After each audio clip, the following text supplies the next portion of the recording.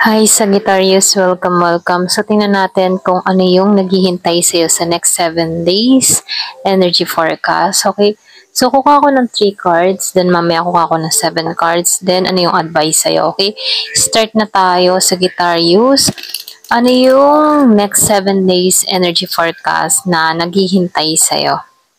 Give it a message for Sagittarius. Ano yung next 7 days energy forecast? Yung naghihintay sa'yo.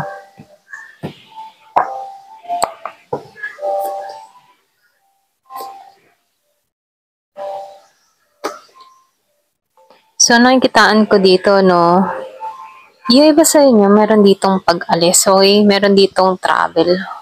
Dun sa iba, no, kung nag-iintay ka for travel, tapos na yung pag-iintay mo, andito na yung pagkilos action, na kung saan, no, magiging balance ang lahat. Kung sa panahon ngayon, pakaramdam mo na talagang gipit na gipit ka, makakaraos ka na. Kasi nakikitaan ko dito, merong travel or pwede rin merong pag-relocate ng ibang lugar, paglipat ng lugar.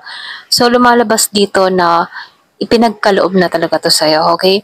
So dito, nakikitaan ko dito na yung iba sa inyo likas kang mabuti, likas kang mapagbigay, hindi ka madamot, handa kang tumulong sa iyong kapwa. Ikaw ay ganun na talaga, So dito, nakikitaan ko dito dahil sa likas mong ganito, mga good karma yung dumarating sa buhay mo.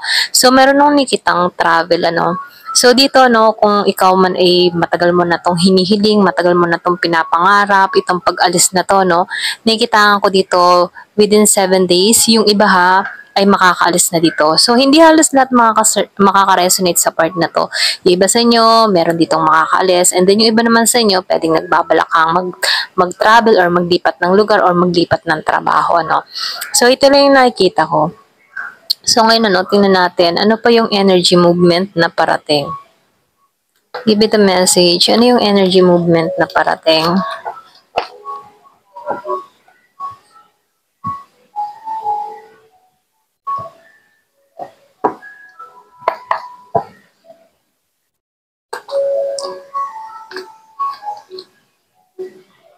So, good sign to, kasi nakikitaan ko dito, papabor sa iyong panahon, papabor sa iyo lahat, kasi nakikitaan ko dito, handa ka na sa pagbabago. Kumbaga, dito, nakikitaan ko dito na pinakawalan mo na yung mga masasamang alaala, masasamang experience.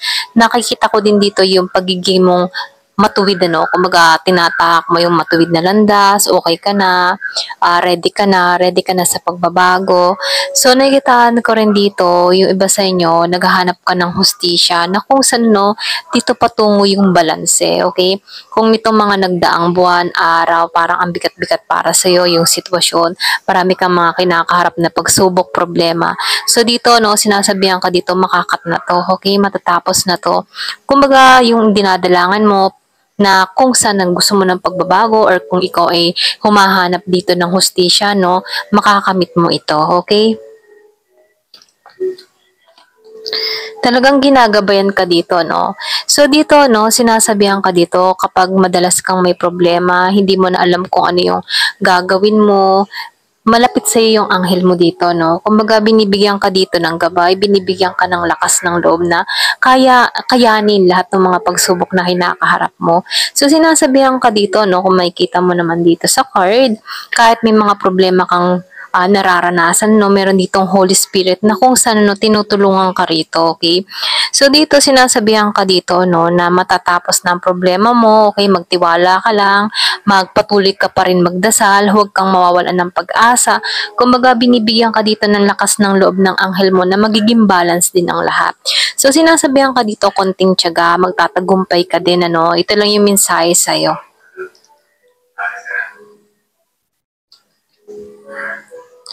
So dito, lumalabas dito, yung iba sa inyo may problema kapag dating sa relasyon. Pwedeng meron ditong bumabagabag sa kaisipan mo, isang lalaki or isang babae na kung saan, hindi naging patas sa'yo. So lumalabas din dito kung meron kang kadiling na Pisces, Scorpio, Cancer, yung iba naman sa inyo, Gemini, Aquarius, and Libra, So dito, lumalabas dito na nakaranas ka ng pasakit. So So, lumalabas dito, no, na itong tao na to, no, nakaranas ka dito ng pasakit, nakaranas ka dito ng kabiguan mula sa tao na to. Kumbaga, nakikitaan ko dito, hindi equal yung feelings, yung nararamdaman nyo. Pwedeng ikaw yung bumuhos ng oras, attention mula sa tao na to. Pero nakikitaan ko dito, no, merong pagbabago na ipagkakalob sa'yo. Kumbaga, may promising na mangyayari sa'yo. Kumbaga, nakikitaan ko dito, may pangarap kang makakamit, may pagtatagumpay kang ma-receive, ano. Kung ano man yung naranasan mong kabiguan dito, matatapos na to, no. So, sinasabihan ka dito, i-ignore mo na lang tong tao na to, no, na pilit na sumasagi sa kaisipan mo kasi itong tao na to, ito yung nagbibigay ng pasakit sa buhay mo. Kaya dito sa na-observe, sobra kang nahihirapan, hindi mo alam kung paano ba magdesisyon, hindi mo alam kung alin ba yung tatahakin mo. Pero ganun pa man sinasabihan ka dito na magpakatatag ka, no? Kasi meron kang gantimpalang marireceive dito. Yung iba sa inyo, nakikitaan ko dito, nagbabalak kang gumawa sa social media or nagbabalak kang mag-YouTube, mag-Facebook, or pwede rin mag-affiliate, okay?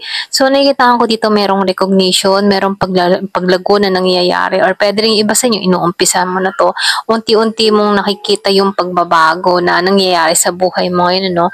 Ito lang yung nakikita ko. So, yung iba naman sa inyo, may pagkilala na mangyayari, may pagsikat, or pwede rin sabihin, makikilala na yung iyong mga ginagawa rito, okay? So, tingnan natin dito, no, kung ano pa yung advice sa'yo.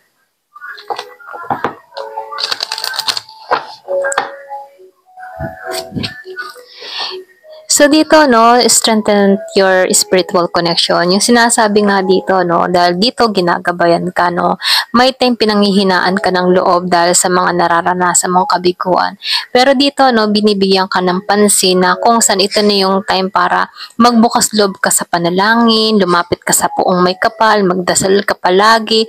Kasi dito, no, binibigyan ka dito ng guidance. Kumbaga sinasabihan ka dito, huwag kang mawawala ng pag-asa, manabig ka.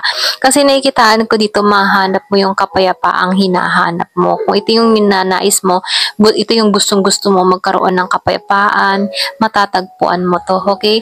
Ito lang yung mensahe sa'yo. Ayan, thank you for watching. Love and peace.